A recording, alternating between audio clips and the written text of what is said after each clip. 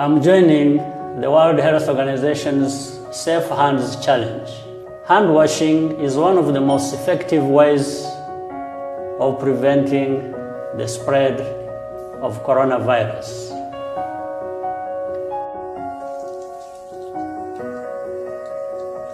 Wash your hands with soap and water for at least 40 to 60 seconds.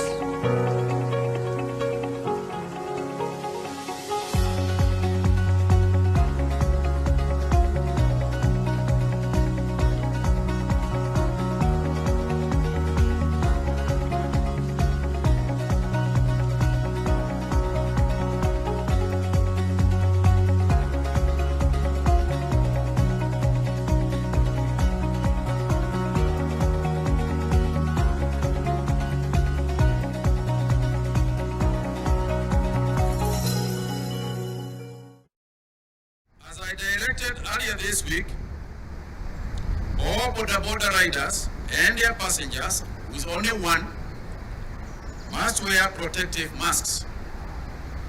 I further direct that all tuk-tuk drivers, all matatu drivers and their passengers within the matatu are advised to adhere to this directive. If you are getting into a matatu, you are advised to wear a mask. If you are going to ride a tuk-tuk, you are advised to wear a mask.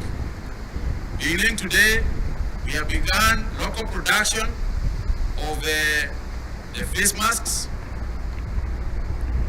We are also beginning to make PPEs for our health workers. We have now passed the tests of making them locally. But as for the masks, we are going to distribute through the counties and the chairman of borders and the chairman of matatus what we are currently holding. Those making them are advised to sell them very, very cheaply, because they are mass productions and they cost very, very little in the cents, not in the shillings. I take this opportunity to thank those in county governments that have scaled up precautionary measures through random screening at their borders, among other measures. I urge all the counties to heighten their level of preparedness. Towards this end, the government has instructed with immediate effect that the hiring of 5,000 skilled health workers across the county begin immediately and with the aim of finalizing the hiring in the next 7 days. Counties who have already submitted their requirements and we have advertised these respective jobs should complete the process by Wednesday of next week.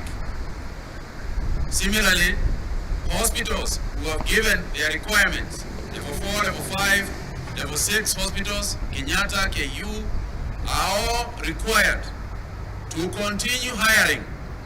And we wish that in the next 7 days, the hospitals too will have hired an additional 1,000 health workers. This means, ladies and gentlemen, that at least an additional 6,000 health workers will be in place to help fight against this pandemic. At the same time, we have asked the county commissioners, we have asked the head teachers of the schools involved in boarding facilities, we have asked those involved in the preparation of food in those boarding facilities to start planning ahead for any eventuality. We would like to see, depending on the population of the county, an additional 1,000 bed capacity as quarantine facilities in boarding schools and in hospitals. In the last 24 hours, we have managed to test a total of 662 samples. You will notice that this is a new record in terms of our daily testing capacity. This is because of activation of testing facilities across the country and additional testing facilities in private facilities. Out of the 662 samples, 29 people have tested positive to the coronavirus disease. Out of this number, 28 are Kenyans, while one is a Congolese. This now brings the total number of those who have tested positive for the disease in the country to 110. This also tells you that those in quarantine, I am also appealing to those in quarantine to keep social distances. In fact, if there are people who should be keeping social distances, it is those in quarantine. Because you are quarantined with people who themselves could easily be positive. So if you are in a quarantine facility, please keep serious social distance. Keep serious social distance. If you cut the mask, a cross-section of the mask, there's a middle layer that has a filter. That filter is supposed to be able to pick particulate matter and bacteria and therefore stop you from inhaling the particulate matter or the bacteria. Then the third layer, inner layer, is the layer that absorbs, maybe if you are sweating or any secretions or any spit from you to the person maybe you are taking care of or the person you are talking to. So this is an additional measure that we have decided to deploy, especially in public facilities like the matatus, and also any other person who can be able to lay his or her hand on a mask. If you are in a public place, there is no harm in using one. We are having pockets or clusters of transmission from various counties. We have, out of the 100 plus cases, about 30 or 40 are cases of local transmission with no history of travel, some of them no history of direct contact with anybody having a COVID-19 disease. So we are actually in the area of local transmission.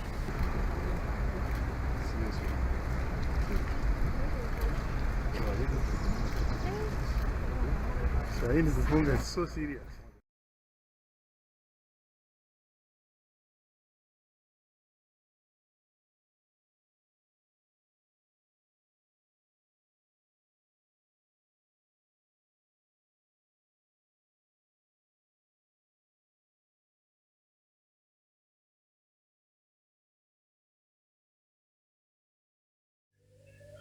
Good morning, Africa. Good morning, wherever you are in the world. Thank you very much. This is the Time Express show from Punchline Africa Television, broadcasting from the Political Command Center of Punchline Africa Television.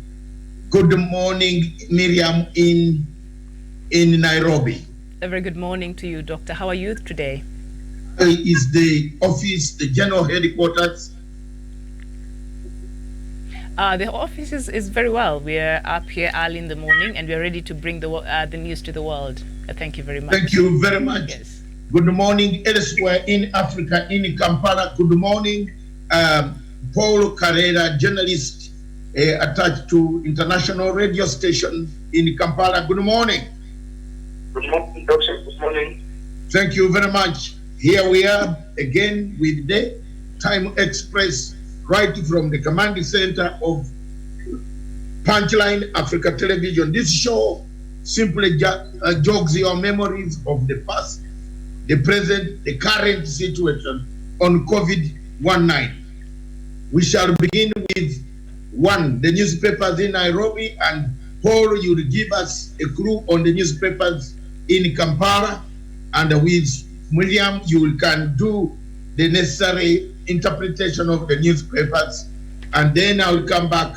Paul will give us an analysis of what is taking place in Kampala, Uganda, and elsewhere. Those who are online right now can go in, join us, tell us, call us, whatever you want. The telephone all the other journalists of Punchline Africa who are dotted around the world, call us on telephone number +254 795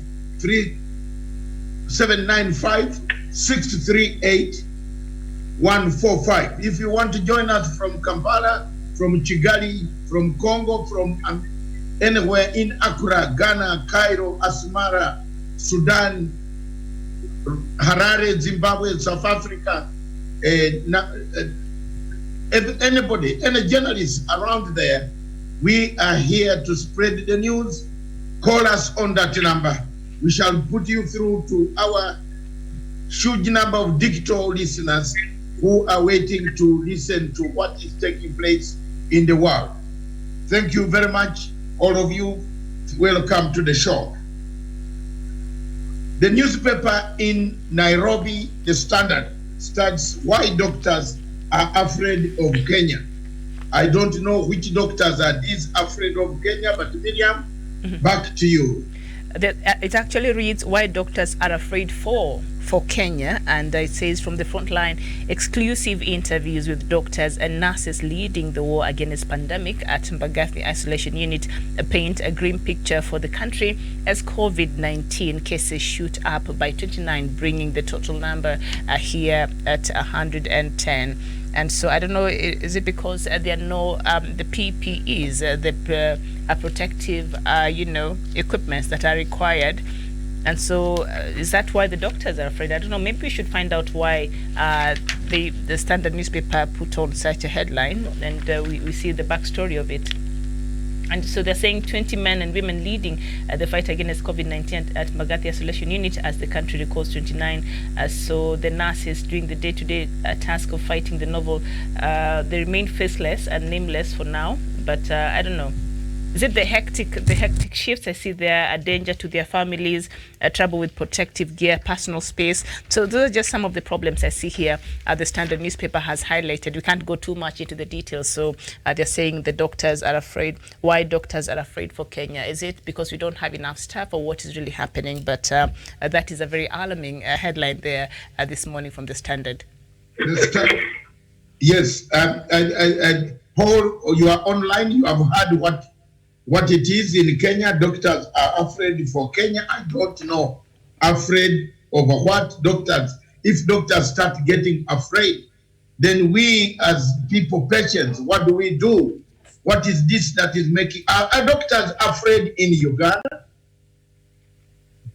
No. Good morning, Doctor, once again. In Kampala, our headline in the Daily Monitor talks about how government plans to raise tax on beer, fuel, and rent. So I don't know how that will help the Ugandans, considering the fact that they are in a lockdown situation, and most of them after this lockdown situation will be planning to see how to survive. So, but however, the headline story in the Daily Monitor reads that government plans to raise the taxes on food, on beer, fuel, and rent. This is a proposal that will however, exempt local made equipment, furniture, and building materials, automobiles, and household appliances, among others.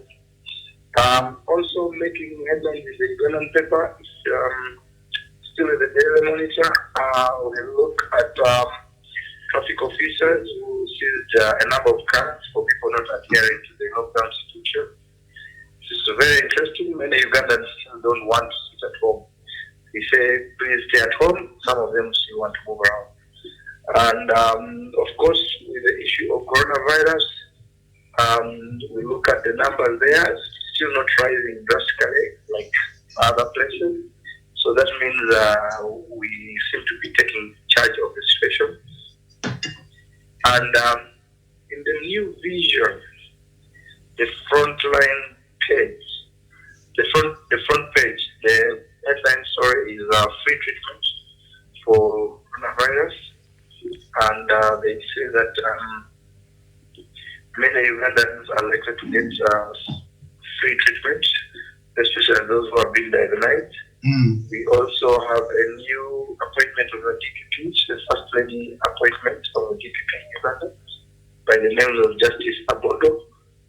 Also making headlines is there is an opportunity to make money from the green gold, and that is from avocado growing. So basically, that's what is making otherwise nothing much. We are still observing the situation of lockdown, same for few cases who are breaking the law, but the police out there and all other security forces to cool down the situation. Okay, are your doctors fearing for Uganda? Ugandan doctors, surprisingly, we have not had a situation whereby they although yesterday in the newspaper, the headline at the Monitor was talking about a likelihood of prices rising up, other medicines. We don't know what that exactly means, but it says there was a medic who in the health sector globally and the healthcare system are overwhelmed, including Uganda, so we might run out of essential drugs, and that is likely to cause a situation of panic too. But as for now, considering the fact that we don't have any further new cases other than one person, we think that the medics are likely to create a scenario that they are doing well. Okay, let me ask this. Yes. It seems that the matatu industry in Kenya still carries passengers, and the matatu industry in Uganda is completely wiped out because some of the diseases are transferred and the people don't adhere to the principles of the matatu sittings. They have told matatu driver to carry 80 passengers, spaced from "Don't Touch Me." There is this song, "Don't Touch Me."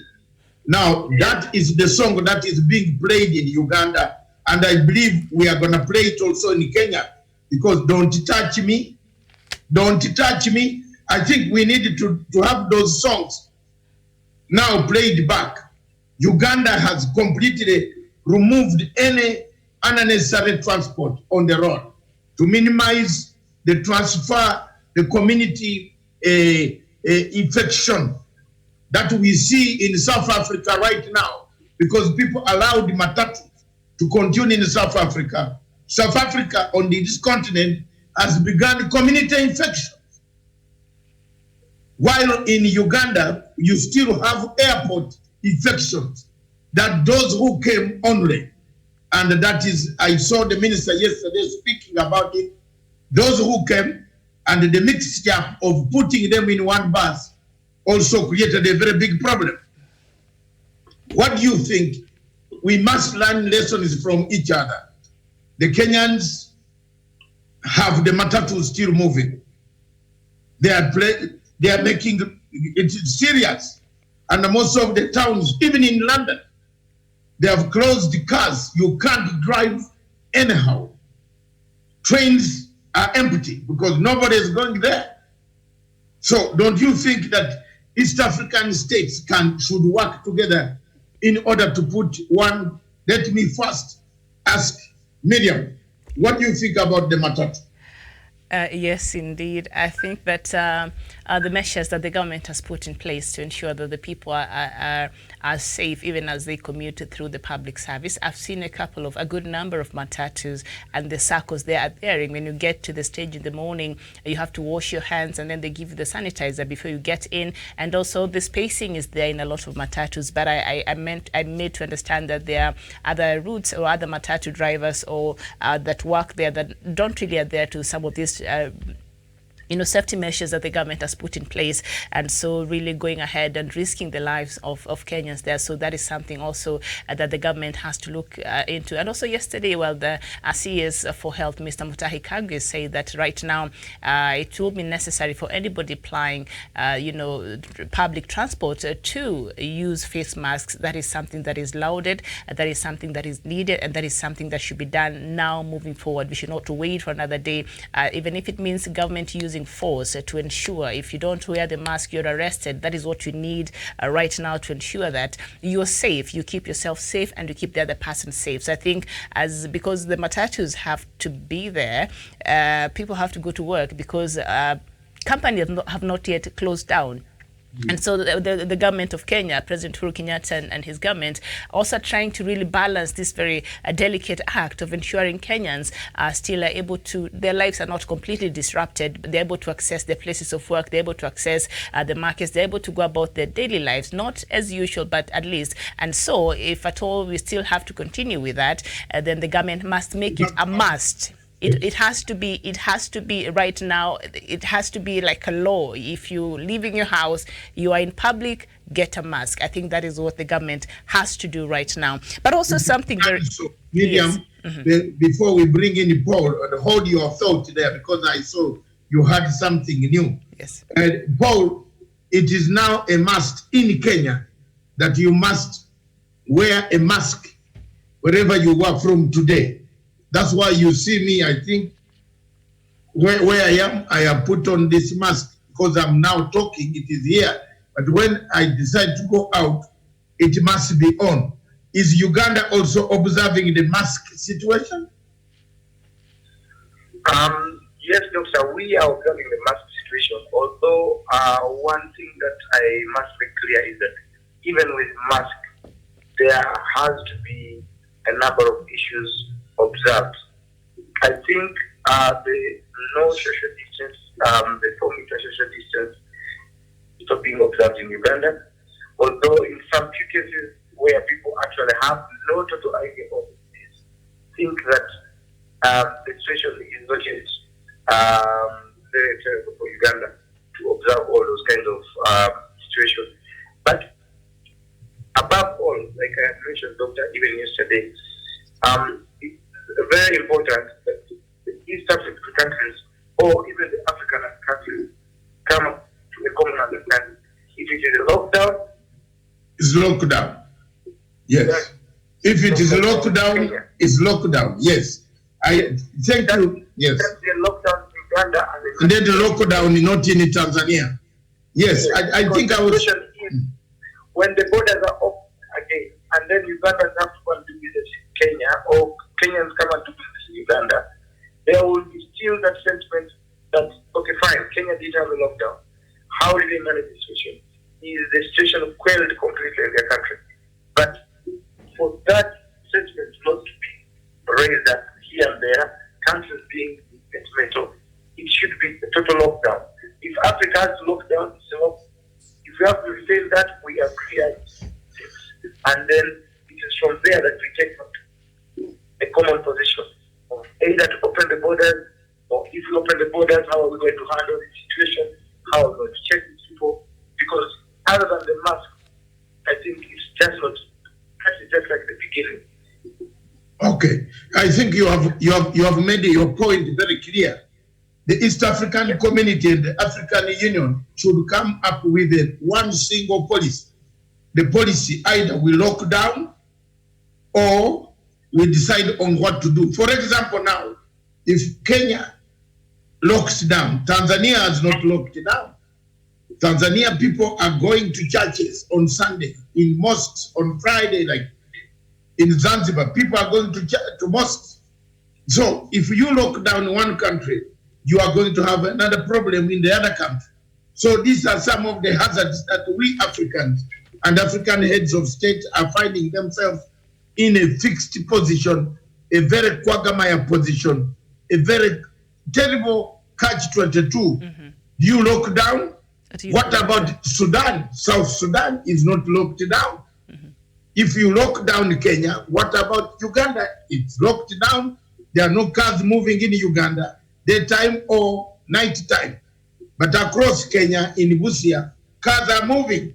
So this is where we got it wrong. But we got so many things working. But in Kenya so far, the update for you is that the cases moved from 181 to 110. We now have 110 cases and 2 people dead, and actually 2 recovered who have been told not to return home, but they will undergo another screening exercise kept under observation. And the nation therefore moves on stop dancing with the death.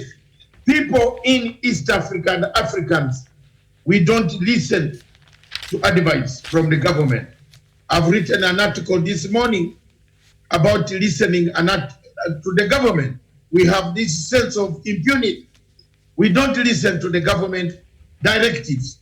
Look at the people in Nairobi lining up on Tomboya Street, lining for Matatu. There is no 4-meter distance. It's not there. 2-meter distance is not there. They are even touching each other. Look, we have a problem here. And this is a time bomb that the World Health Organization said. Mr.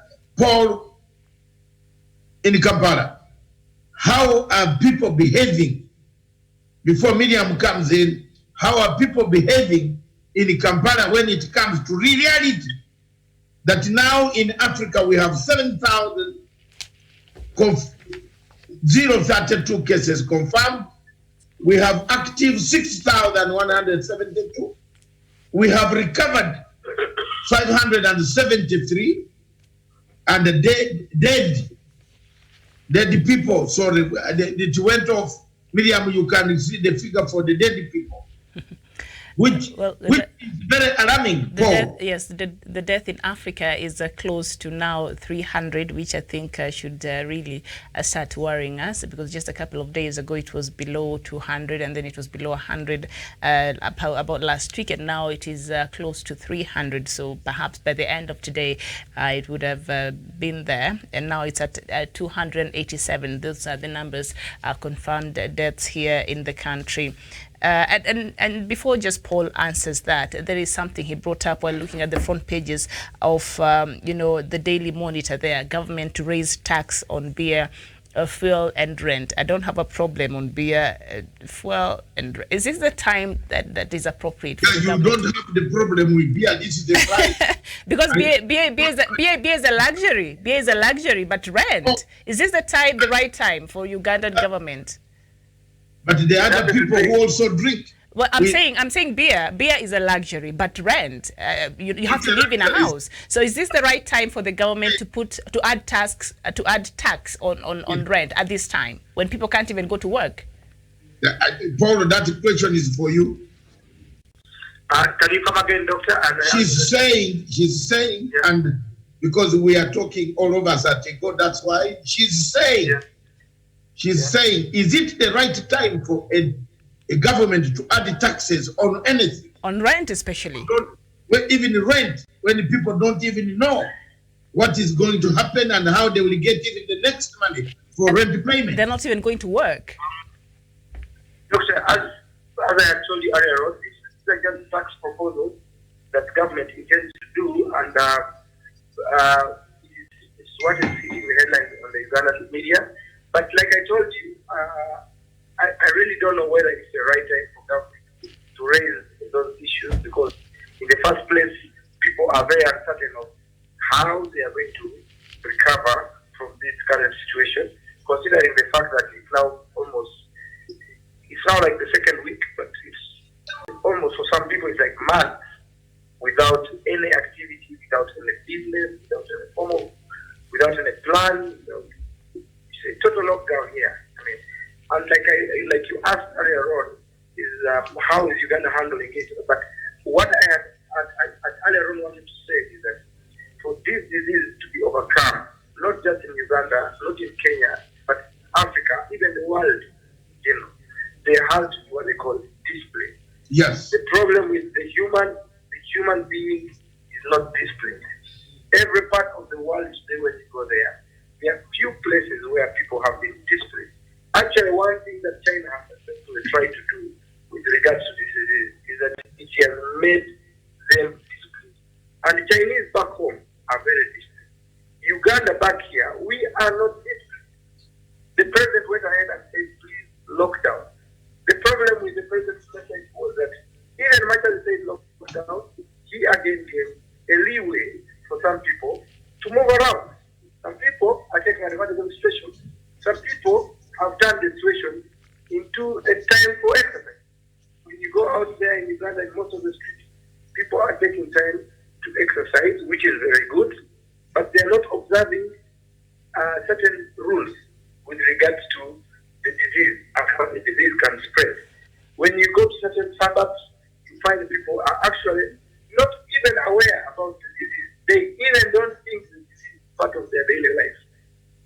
So I think there is a very, very big challenge for the government and even all the other people to continue observing this situation as a common problem. Because should it strike even the common man, it will wipe us entirely. Yes.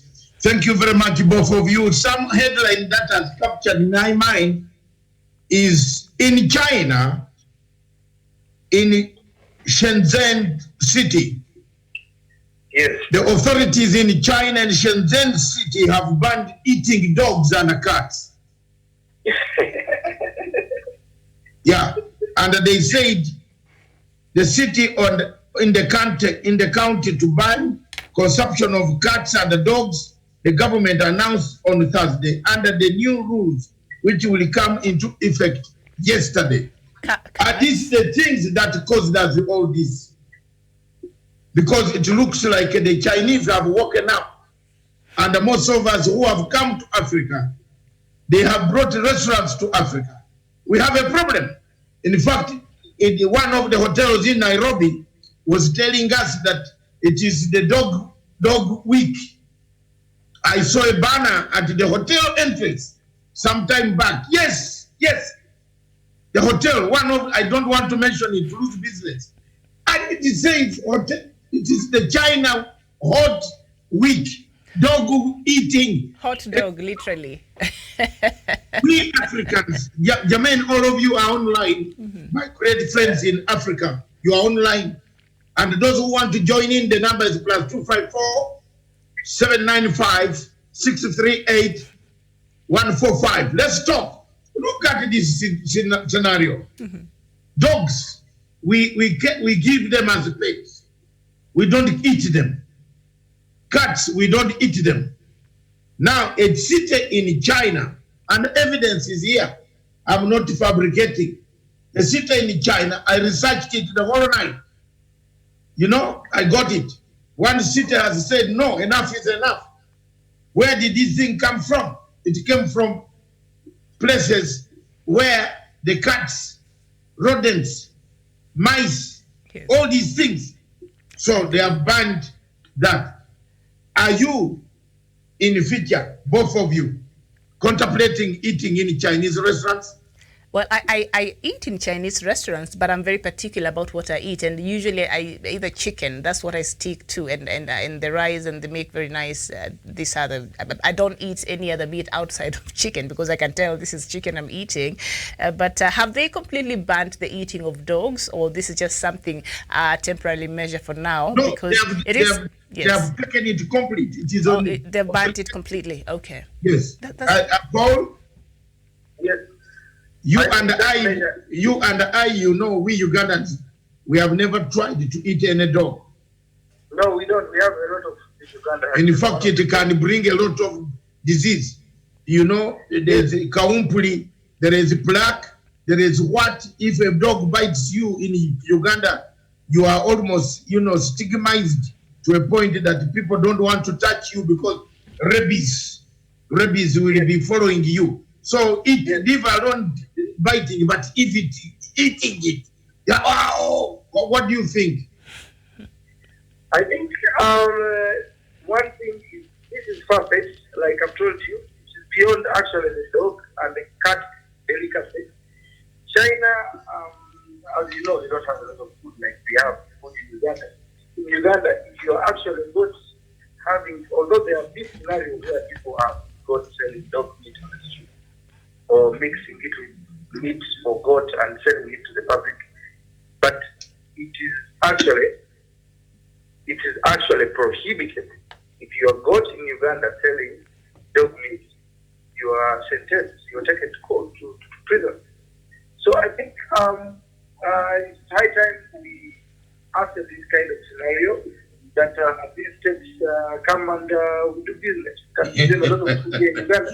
We will definitely give them as much as what they want. Okay, but we need to actually have closeness, Yes. also to make sure that they don't transfer other habits which might infringe on our But country. our neighbors across in Kinshasa, it did things. They hammer dogs, they hammer donkeys, they hammer, no, not donkey, monkey.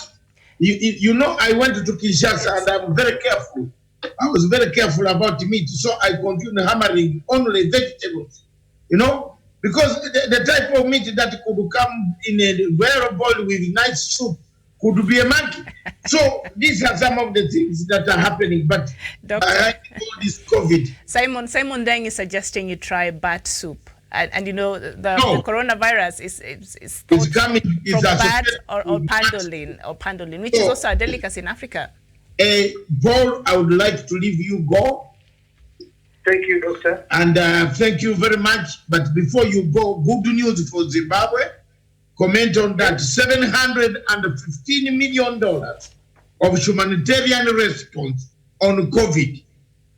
As the Secretary General listened to our message, my message.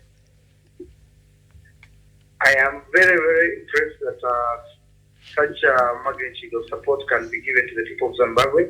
I hope the money will actually be given to make sure that it takes out COVID-19 from Zimbabwe, and because it's not just about Zimbabwe, it's also the other states surrounding, so that business can return to normal. This is not just a single man problem, it is a global problem.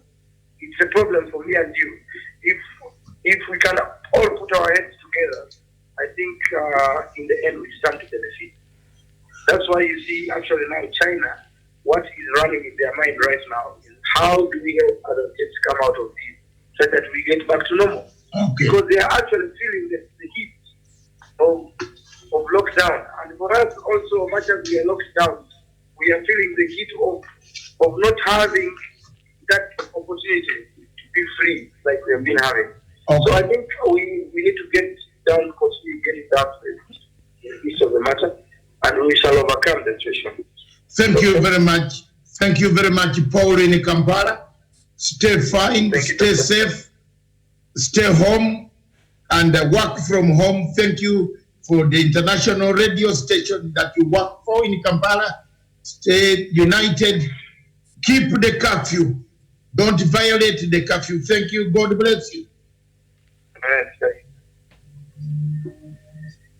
Viewers, now I open lines to other people. Those who want to call from wherever you are, you make a call. But us and Miriam, we start the game of reading the numbers. Yes, indeed. Africa. The latest. I will go first. Confirmed cases in Kenya, 110. Dead, 3.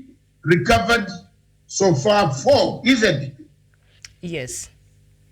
Uganda, confirmed cases, 45. Indeed. Because one was added last night. Tanzania, recovered 0. Deaths, no. Tanzania, 20. 1 dead, 2 recovered. South Africa, 1,462. Dead 5, recovered 50. And you know, in South Africa, the matter has gone too far. It has started in community infection, which is more deadly than even the current infection of airports interceptions, which our Minister of Health here is doing. Algeria, 847, dead 58, recovered 61. Burundi, confirmed cases are 2. Nobody dead, nobody recovered. Zimbabwe, 80 cases, dead 1, no recovery. I'll read 10. The 10th one is Angola, then Miriam takes over. 80 cases in Angola, dead 2, recovered 1. Over to you, Miriam. And in Sudan, confirmed cases is 7. 2 people have died and 2 have recovered. And Egypt, confirmed cases is at 779. 52 people have died. 179 have recovered. In Morocco, confirmed cases is at 676, with 40 people dead and 29 others recovered. In Liberia, confirmed cases there is at 6. In Chad, confirmed cases is 7. Burkina Faso, confirmed cases is at 288. 16 people have died and 50 have recovered. In Somalia, confirmed cases is 5, with 1 recovery made. And in Gambia, confirmed cases is 4. 1 person has died and 2 have recovered. In Cameroon, confirmed cases is at 284. 7 people have died and 55 others have recovered, and in Ivory and 10 have recovered. And in Senegal, confirmed cases is at 195. 1 person have died and 55 others have recovered. Ivory Coast, confirmed cases is at 190, with 1 person dying and 9 others recovering. Ghana, confirmed cases 204, 5 dead, 31 recovered. Mauritius, confirmed cases 169, 7 dead, no recovery. Nigerian figures are coming under sharp criticism because Buhari is not allowing people, especially in the southeastern part of Nigeria and Biafra, to look after their death, to announce how many people have died. Is a shame. Confirmed cases in Nigeria is 174, 2 dead, recovered 9. There is no proper information coming out of Nigeria because Buhari has not been transparent enough. Therefore, we don't think these cases are correct. But in DRC Congo, confirmed cases 123, 11 dead, recovered 3. Congo Brazzaville across the river, top 22, 2 dead, 2 recovered. May their souls rest in peace, those who have perished. Rwanda, 82 cases so far, no recovery, no death. Madagascar, 59 cases, no death, no recovery. Zambia, confirmed cases 39, 1 dead, no recovery yet. Togo, confirmed cases 36, Miriam, 2 recovered 10. All right, and we move to Mali, where confirmed cases right now is at 31 and 3 people have died. In Nigeria, confirmed cases is at 74 and 5 are dead. Ethiopia, confirmed cases is 29 and 3 have recovered. Tunisia, confirmed cases is at 423. 12 people have died and 5 have recovered. Djibouti, confirmed cases stands at 40. Guinea-Bissau, confirmed cases is 9. Equatorial Guinea, confirmed cases 15 and 1 person recovering.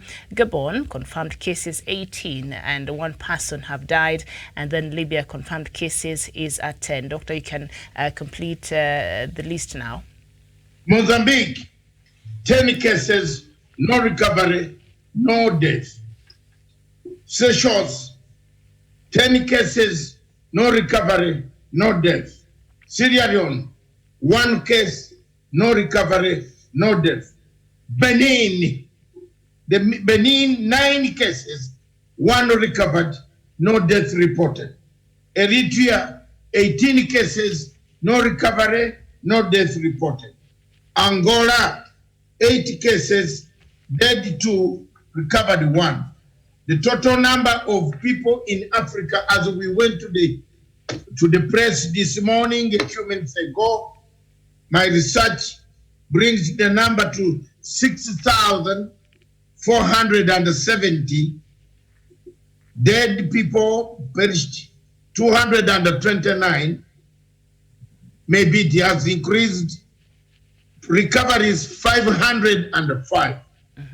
Global measures starts. All right, the globe. Yes. Yeah. Go ahead, Miriam, from the global.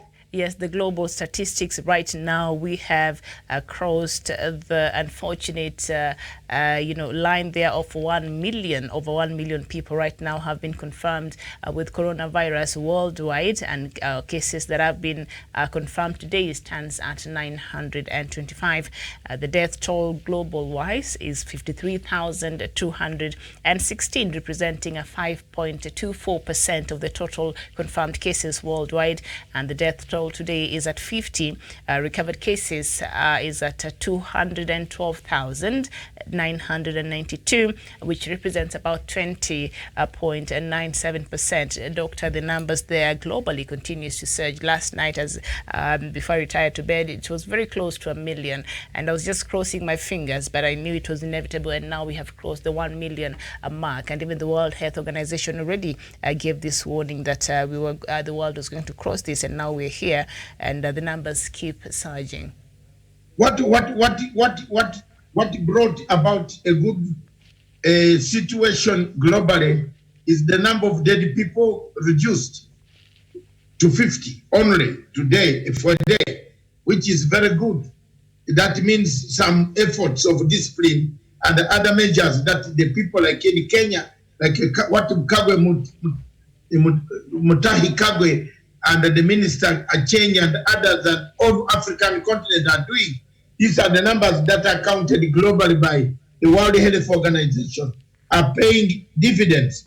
This is very good that the number is decreasing of those dying, the number of those recovering also are also improving slowly, but the number of the confirmed cases seem to be rising.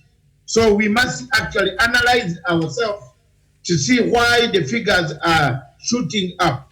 For the case of Kenya, we have done very well in the sense that we have captured those who came by airport, yes, because there is no infection that is communicated so far. I think that is the best news. I think even as the numbers of Kenya right now, we stand at 110. But the good news is these are the people. Of the 2,000 people who the government sent into mandatory quarantine, these are some of them who are have tested positive for coronavirus. So they were not allowed to go and mingle with the community. So I think this is the good news about this. Of course, the numbers are worrying. Good morning. We have a caller, Miriam. All right. Yes, good morning to you. Good morning, caller. Thank you very much. Where are you calling from? I'm calling from Nairobi, South Yes. Sea. Thank you. I think you are hearing me so well. I can also see you. You are articulating ideas about coronavirus. What do you think about my mask? Yeah, it is fine. And of course, what I'm seeing you doing is better than what I've seen elsewhere. Because recently I traveled to Tanzania. You see, the way we are covering these issues is it is done in a good manner. And therefore, I would just like to comment on something here. Yes. The global response of coronavirus is not moving with the speed, intensity, and cooperation that is required or that the demand. And therefore, that's where, like Dr. Tony Paul,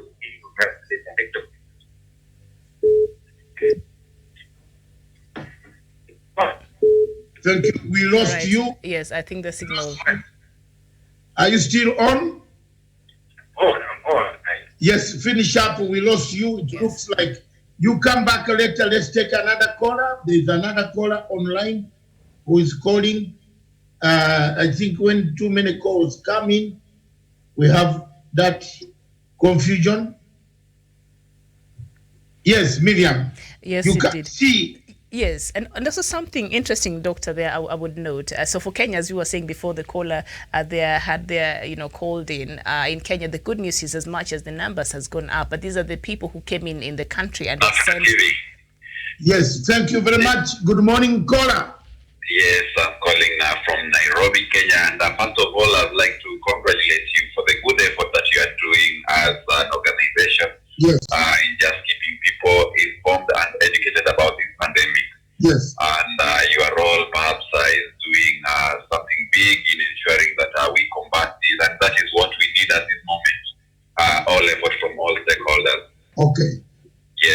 Thank you very much. We shall continue to do our work. I hope you are wearing your mask. Yes, absolutely. Nothing should be taken to chance at this moment. Yes, wear your mask. That is what they call SOP, Simple Operating Procedures. Absolutely. Did you know that word, Miriam? Simple operating procedures. Yes. Wear your mask, wash your hands, distance yourself. Yes, and another one. What is the other one, Miriam? After distance, washing your hands, wear your mask, and there is another one. Yes. If you cough, don't cough in public. If there are signs, stay at home. Stay at home. And if you really must cough, following those guidelines to the core, and this is should come from ourselves as a people, just to ensure that we become we be at the forefront in fighting this pandemic, because we are the people who move this virus. The virus itself doesn't. So of course we have to observe that. Thank you very much. It is approaching 7 minutes to 10 o'clock, where we have only 7 minutes to call it a day. We've done our best. We have brought our numbers. We have tried. We have got correspondence. If you are online, don't only be writing. Pick up a phone and call us on WhatsApp or on your number. Call us in the studio. If you are in Nigeria, if you are in Cameroon, if you are in Cairo, like the gentleman in Uganda, he called. So thank you very much, viewers. And Doctor, just a very interesting observation they have made outside of course, South Africa, which is now leading in Africa with a number of, which is leading in terms of the infection, say, in Africa. But also something that I've noted since we started even reading out these statistics, the countries in the northern part of Africa, Egypt, Tunisia, Algeria, they have recorded very high numbers there. What could be the reason why compared to the rest of Africa? They are near the Mediterranean Sea. That's one. And near Europe. That's two. Some of the people left areas of Italy and they came for holiday across to Morocco, Casablanca, Rabat, Tunis, Algeria, Cairo, that coastal Libya, Tripoli. And unfortunately, their guns, their bullets and the rocket launchers making noise in Libyan territory. So that's why you see the cases in Libya are low. But the rest of these other places, people left and came. People left from Europe and came for holiday. That's why you have seen many cases without detection. And many cases around the front of Mediterranean Sea. The other side of Mediterranean Sea, it is what's in Paris, in the southern cities, and this other angle of Syria and so on. In Syria, the isolation, because there is war, we haven't had any pandemic sweeping Syria because nobody has been flying there, you know. So some of these are caused by the air travel, as we can tell from African cases. But one of the things that we can see, India, with a population of almost 2 billion people, has only confirmed 2,543 cases. Only 58 people have died. Recovered so far, 150. United Kingdom, with a population of about 100 million people, 33 people have actually, we have another caller. Good morning, caller. Good morning, doctor. Yes, how are you? I'm okay, I'm very fine. Yes, thank you. Give us an update wherever you are. I'm calling from Nairobi. Yes. And here we're still trying to keep up with the curfew and continuing to obey the directives of the government. Okay. Yes, I see it's bearing good fruit. What is your view on people who harass patients who have recovered? The patients who have recovered, actually, they need to set an example to others so that they can be an encouragement to them. Okay. Yes. So we tune in us at 11. That topic is going to be hot, headed by myself and by Miriam and me, which we are going to agree to disagree. The lady was haunted, was traumatized. She's already a recovered patient, and the people started harassing. Cora, our manners so bad. Yes. Do we have bad manners? No, I don't think we have bad manners. Don't we? Yeah. You know, look at the way we have harassed this lady. How people on Kenya calling themselves Twitter FBI. Yes. Yes. Have you seen that thing on Twitter? Yes, I've been following up on this. So why can't the government, you see, Museveni, one of the things that Uganda took an example is, if you spread lies on this issue, is attempted murder. It's attempted murder, and there is no fake news in Uganda anymore. Yes. It is on coronavirus, no fake news. In fact, you are charged for attempted murder. Yes, you are. Me, I believe that people who haunted this lady, Brenda, who went on Facebook, created a team called Twitter FBI, which we know the people already. We know them. There are some of them are well known. They have been a group, the same group that created pseudo account. Some of these people should be charged, not maybe with attempted murder. Me, I've suggested you are committing attempted murder because you are murdering a patient who has just recovered. You want to murder her by haunting her. The way they haunted this younger girl, took her pictures, did what? This is nothing. Is our society rotten, Cora? They are contributing onto the stigmatization of the patients who have recovered, and it is quite unfortunate. I can see Miriam is just laughing. No, it's just the attempted murder part by President Museveni. Honestly, Miriam, I've written a paper today, and the callers call me a bad man or a madman. I've written that anybody who haunts a patient, like the people who were insulting Noah when Noah was building his ark. Yes. These are the type, Moses Kuria is the type of people in the Noah days who could actually harass Noah while he's building an ark on land. And then the water came. So Moses Kuria and the group of Twitter fiber FBI calling themselves FBI is silly. Yes. They should be charged with attempted murder. Yes, unfortunately, the Kenyan rules are becoming so. This is a tough condition, extraordinary condition. Maraga is not even working right now, so they're not going to be charged anywhere. No, the courts. There will be special courts of military where they will take you. Yes. You know, some of these things are pushing African presidents to declare state of emergency. Mm. In state of emergency, MPs like Kuria lose their right. Did you know that? Mm. There will be no parliament in a state of emergency. It can only reconvene. So you find the Kuria, you sweep him, lock him up. Yet, you know, these are some of the people, you cannot spread such rumor. Insult the president. Insult everybody in a state of emergency. Mm-hmm. In Kampala, the guy, what he has said, if you spread any fake news and your account is traced, they have brought a Chinese tracing machine. They will come for use attempted murder. So you got to sort it out. You sort it out with the judges. Mm-hmm. But the guy has, tonight, he's bringing even more restrictions. Tonight at 8 p.m., Museveni will be addressing the nation again.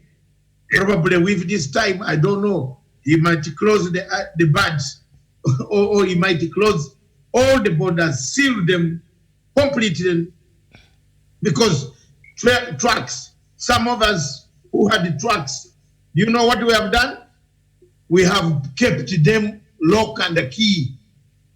Let them stay, because you could give a lift to your to the truck. Some truck drivers that are coming back empty after carrying goods or going to carry goods in Mombasa are carrying passengers. So again, that is a violation. You see now, some of these passengers are even hidden under the canvas, social interacting instead of social distancing.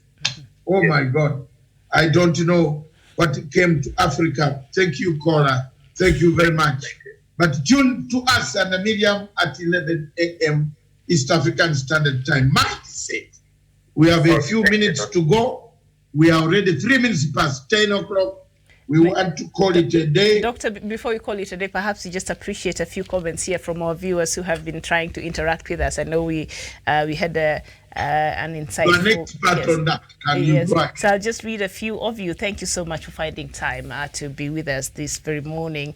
And Kanyindewa, you're saying masks are very important, but lockdown may be the ultimate solution. And Head Nomad, you're saying the matatu drivers should be tested too. Who is going to get the mask for the people? They will all get those kitenge ones that are not very effective. And also Bismarck Bura, you're saying body temperature must be checked and those with high temperatures quarantined. Wearing face masks and probably wearing eyeglasses can help in the control of the spread of the coronavirus in Africa. And Chol Makor, you're saying cooperations between landlord and the tenants and the renters. I think this is in regard to the Ugandan story where the government is proposing to add more tax on rent and beer. And so Bismarck Bora was not very happy about when I said, beer is a luxury. He said, others have, Miriam, they cannot do without a glass of beer. My beer, my life. So he's saying he will be affected should that happen there. Simon Deng, you're saying, he's asking if you've ever tasted the bat soup. And also Cholmako, you're saying, whole pets are not allowed to be eaten. And Kanyindewa, you're saying, this is a very informative program. Thank you so much. And who else? Emmanuel Malual, you're saying, condolences to the family and friends who have lost their beloved ones. Indeed, we send our condolences here, even as Punchline Africa family. And Dominic Nwand, you're saying, how are you, Doctor? And Dr. Matang and Miriam and Punchline Africa TV. We thank God we are all safe. Doctor is over there sanitizing and having a mask and taking his warm water. I've not seen you, Doctor, with warm water and your lemon this morning. It is not warm water only. And I'm here in the studio. And bananas also. Miriam, viewers, this is what is making me strong. Okay. This is what is keeping me. This is what I'm eating. Fruits.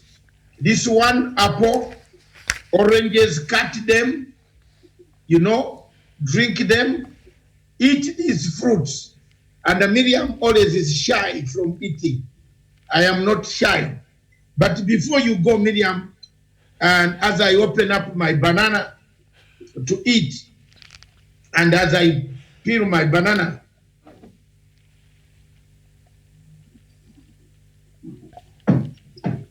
the Africa Development Bank has given East Africa $1.5 million for COVID-19. It's very little money, but it will make it will go a long way. Yes, $1.5 million is a lot of money. Yes. Buy equipment, beds, be prepared for it. Another news that we don't want to leave unannounced. Your South Sudan. I researched today. South Sudan, President praises China's active role for the other countries to battle COVID-19. South Sudan. Okay? President met the South Sudan, the Chinese ambassador yesterday. That is President Salva Kiir. The last item is, I want to shock Africans that as we speak today, $500 million, billion dollars of West African French-speaking countries is still being taxed and taken to France. The news said that not wanting to continue to undergo French domination, he refused to sign the Colonial Pact Secretary and de Gaulle proposed, but agreed to return to pay an annual debt for France. So There's still $500 billion going to France to keep the French economy when we are having COVID-19 killing us here. Viewers, thank you very much.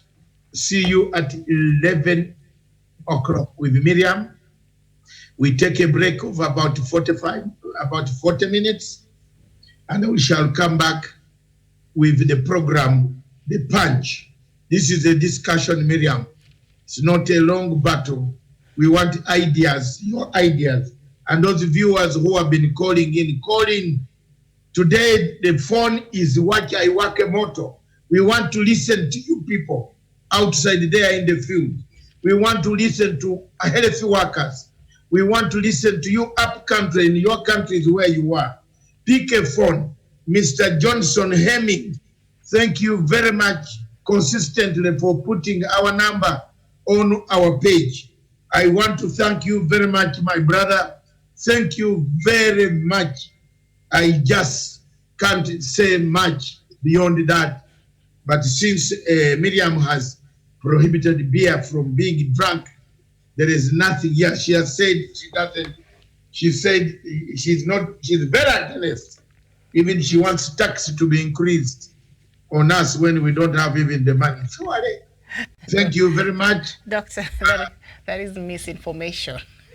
Could you clarify yourself before the thing goes off? Museveni said he wants to tax beer, he wants to tax rent, and also something else that is very important. And I said, for beer, that could be a luxury because that is something you have a choice to drink it or not. But rent, you have to live in a house. That is a very basic need. So I was just wondering, is this the right time? He wants to raise tax on beer and fuel. So fuel and rent, this is something that will directly affect a lot of people in Uganda. And owing to the times right now, a lot of people are not even going to work according to the measures right now the government of Uganda has put in place.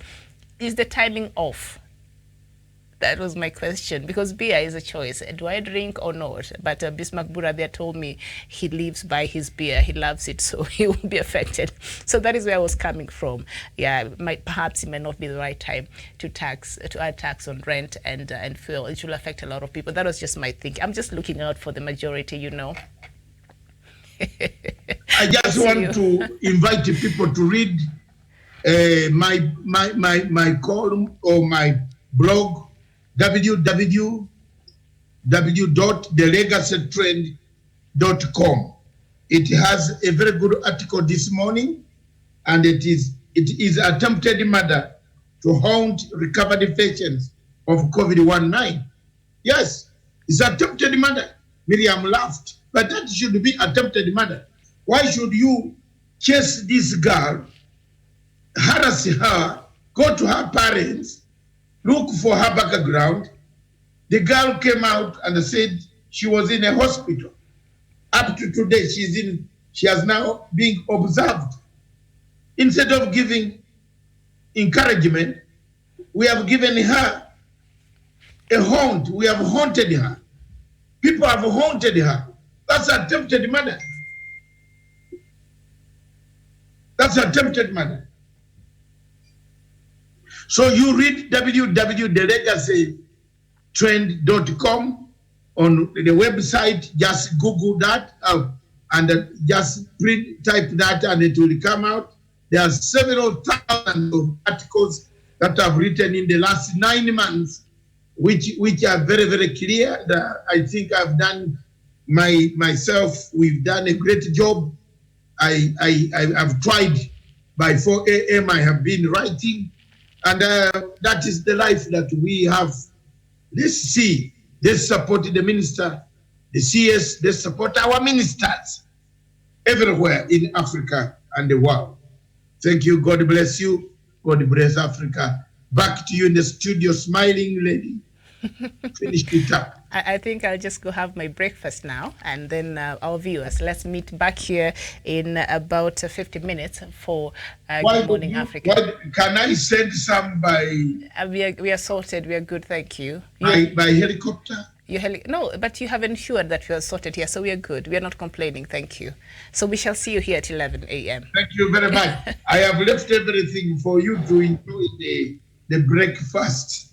I have run off. I'm here. I'm very firm on the satellite system.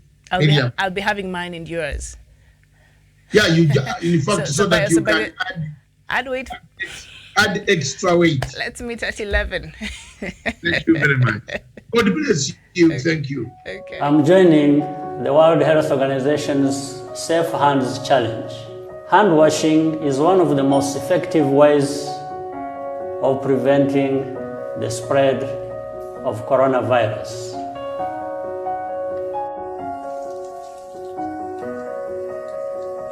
Wash your hands with soap